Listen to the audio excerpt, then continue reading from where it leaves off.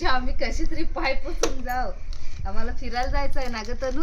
आणि याचे वसायचे किल्ल्यात ना ग.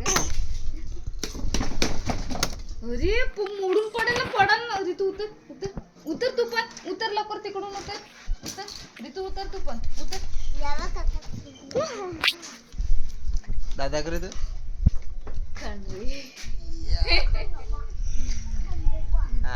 कर आंघोळ्या केल्या तरी बघ ना कशा काल्या काल्या होऊन जायचं. तनु